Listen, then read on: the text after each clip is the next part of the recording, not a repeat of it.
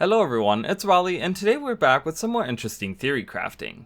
With the new release Repentance, we got a plethora of cool lore threads and answers to questions we've had specifically about events and history surrounding the Seers and Mersat.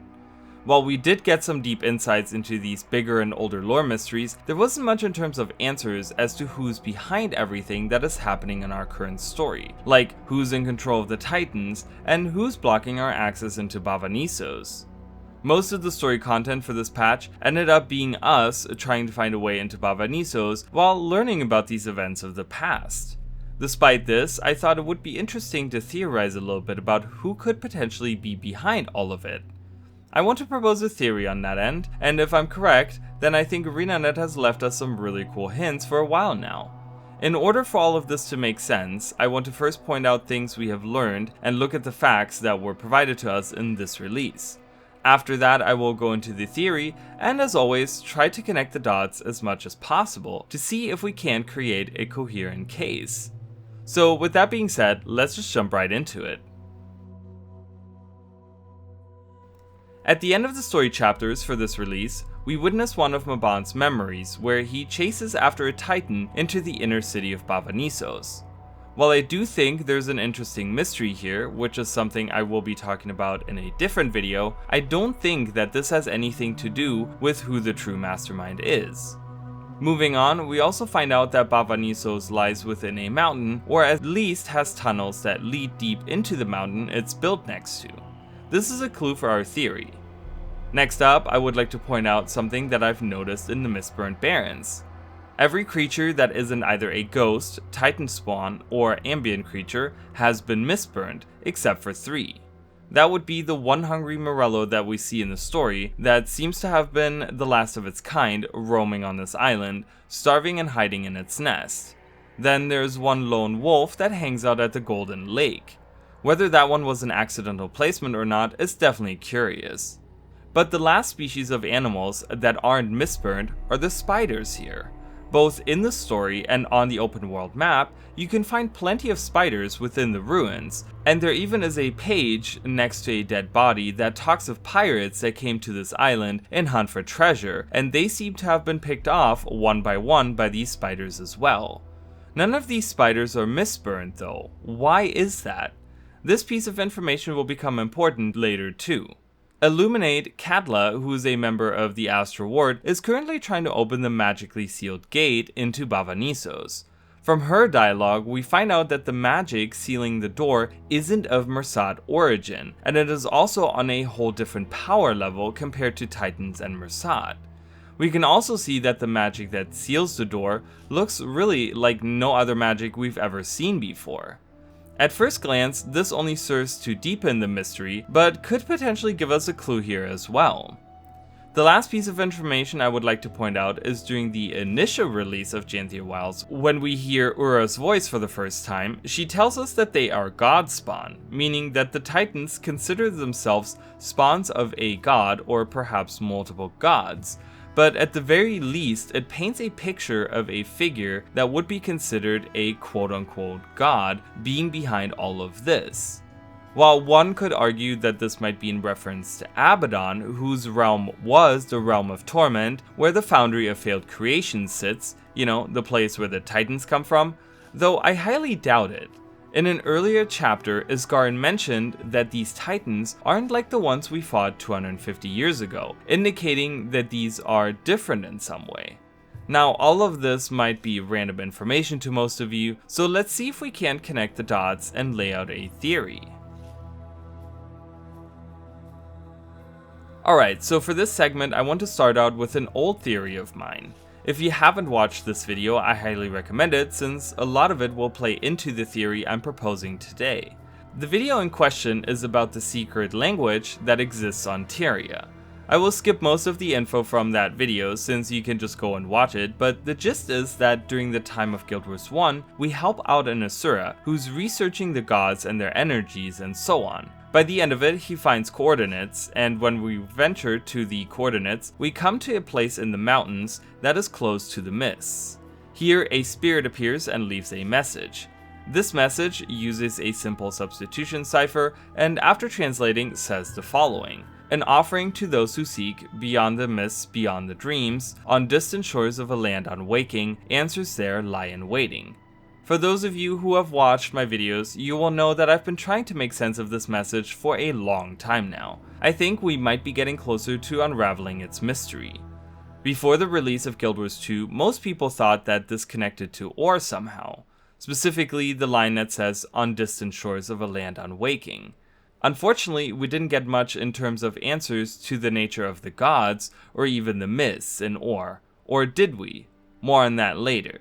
Then I came to theorize that perhaps the second line, beyond the mists, beyond the dreams, could be referring to Nyos, the realm of dreams. So when we went to Nyos, we found out nothing about the Mersat or the gods at all. That was another dead end. But now I think we have a possible solution to this riddle. The second line could still reference Nyos, but in a way that means leaving it behind, since it says beyond the mists and beyond the dreams, which the Mersat who lived here in Bavanissos certainly left behind the mists and the realm of dreams to come to Tyria. The third line, on distant shores of a land unwaking, could be talking about Janthir and more specifically Bavanissos, since by the time we get this message in Guild Wars 1, the Titans had already destroyed Bavanissos, which the unwaking part could be talking about. So how does this message tie into anything? Well, in the video I also talk about the Deepstone Fractal. There we find this evil entity called the Voice, and we have to use the Light of Deldrimor against it. We also find out that the same language, which the spirit in Guild Wars 1 uses, is used by not just the evil voice, but also the spiders that live in those dwarven ruins. Do you see the web I'm trying to weave here? In that fractal, the only creatures that once again aren't spirits or ghosts are spiders. There are bats before we actually enter the ruin part of it, but not inside any of them. Why is it only spiders that exist here? Okay. Let's move away from the spiders for a second and talk about the god connection.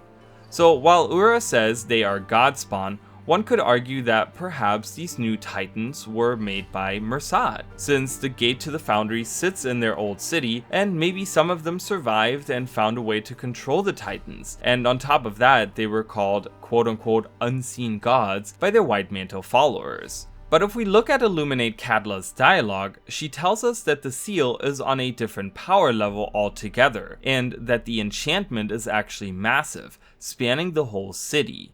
That is much more powerful than a regular Mersat or even a Titan or Seer, which she states so herself, and is confirmed in a way by Isgarin, who says that the barrier is too powerful for even him to disable, and as we found out in this patch, Isgarin was feared by the Mersat for how powerful he was.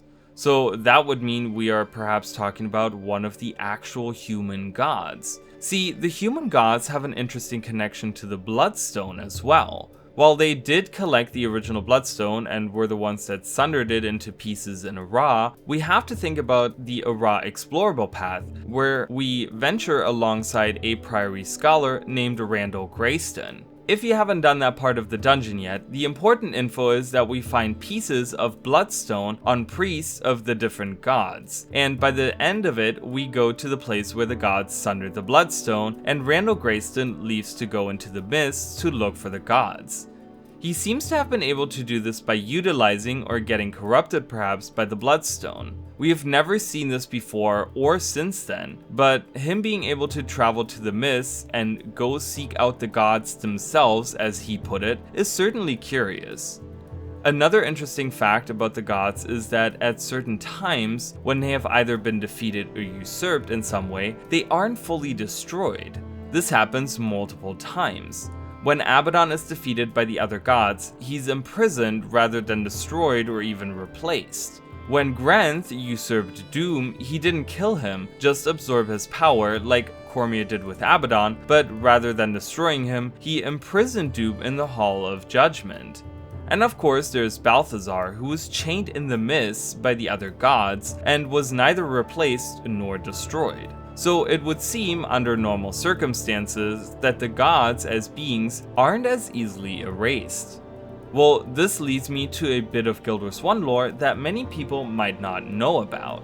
When we go to the Realm of Torment to fight Abaddon, we find out that Abaddon had a predecessor, some god being that existed before Abaddon, and when data miners dug through some of the files, they found a name, Arachnia, a clear connection to spiders. In the Realm of Torment, we see many different references to this god creature that has never been made canon or confirmed by the devs to even exist. Many of the maps in the Realm of Torment take place on top of giant dead spiders. There's other large insectoid carvings or carcasses everywhere, and even the skybox in some of the areas have giant spiders on them. Alright, so I hope I'm painting you guys a clear picture. Let's put it all together. What if the being that is behind all of this is Arachnia, Abaddon's predecessor, and their minions are spiders? This could explain why these spiders aren't mistburned, since they could be protected by their master somehow. Perhaps Arachnia survived and was imprisoned somewhere in the Realm of Torment after Abaddon took over in their stead, since like I said, gods aren't easily killed in many instances. During Guild Wars 1, we destroy Abaddon and CORSAIR takes his power, but it seems she didn't take over all of the Realm of Torment, since the Foundry of Failed Creations is popping out new titans calling themselves god spawns now. So what if Arachnia was released from their prison after Abaddon's defeat and has been biding their time and gathering their strength, as well as building up new titans and have waited for the right time to strike? The right time to at least test out the waters was with Greer, Decima, and Ura after Mabon died, and the open door to the Foundry was revealed in Baba Nissos. What if the spiders in both the ruins of Baba Nissos and the Deepstone Fractal are their minions, and maybe Arachnia is so ancient and perhaps from a different plane of existence in the myths where they use this mysterious language? Perhaps the spirit in Guild Wars 1 that gave us the original message was telling us that this Mist Gate is open in Baba Nissos, and that Arachnia was planning on using it. Maybe it was a warning of some sort. Then there's also the part of being in the mountain. Why did we encounter the voice and the spiders that use the same language, as well as the spirit with the original message, in or around mountains? Could there be some secret that lies deep within Tyria that somehow connects to Arachnia in some way? We know that the Keystone, which is part of the Bloodstone, is in one of the tunnels that goes deep into the mountain at Baba Nissos. So maybe Arachnia was hiding deep within Tyria, hiding from the other gods and elder dragons, and through one of the tunnels gained access to Baba Nissos and the Mist Gate and took over the Foundry. There are many ways we could potentially build this theory, but with the way that Katla's dialogue suggests a very powerful being and the magic looking like nothing we've ever seen before, it leads me to believe we might be facing a very ancient threat that could connect to the human gods in a major way. So some might say, well, why couldn't it just be Abaddon? If the other gods weren't destroyed after defeat, then Abaddon could perhaps still be alive. Well, I think Abaddon is gone, since when we defeat him, his magic was going volatile and was threatening to explode, so CORSAIR absorbed his magic. This has happened before with Balthazar at the end of Path of Fire, where his magic was about to explode and both Kraukatoric and Oreen absorbed the blast. Now there's one more god figure that could perhaps fit the bill: Menzies. Menzies is Balthazar's half-brother. During Guild Wars 1, the player has to fight his shadow army in the Fissure of Woe, or rather Balthazar's realm, which we see part of in the Burning Forest area on Dragonfall during Season 4. That is also where we see his shadow army. While not looking the same, the creatures that are seemingly summoned by the voice in the Deepstone Fractal are also called Shadow Beasts, and we use a light-based attack to weaken them. Menzies also has some drive to wanting to attain more power and perhaps invade Tyria, since he was trying to usurp Balthazar and had teamed up with both Doom and Abaddon during Guild Wars 1. So now that Balthazar is gone, could he perhaps have made his move and started by taking over whatever was left of the Realm of Torment before coming to invade Tyria with his new Titan army? And lastly, let me mention the other spirits of the wild. Since again, the Spirit and the Deepstone Fractal are seen in and around mountains, we have to think of the spirits of the wild that we haven't encountered yet. In Guild Wars 1, we find out about 4 of those spirits, and they are described as hostile or even malicious. These spirits are the spirit of fire, mountains, seasons, and darkness. Now, the spirits of fire and seasons don't really seem to fit the bill here, but the spirit of mountains or darkness certainly do. Could we be encountering some malicious spirit of the wild? As you can see, there are so many possibilities as to who could be behind this, but the more I think and talk about it, I feel like this story might be heading into something that has to do with the human gods in some shape or form. It is one of the subjects that many people in the Guild Wars community have been wanting to talk about and see more of. Personally, I'm very excited to see where the last release of Janthir Wilds is taking us. Let me know what your thoughts are in the comments down below, and if you like content like this, why not subscribe? I appreciate all of you watching, and I will see you all next time. Bye guys!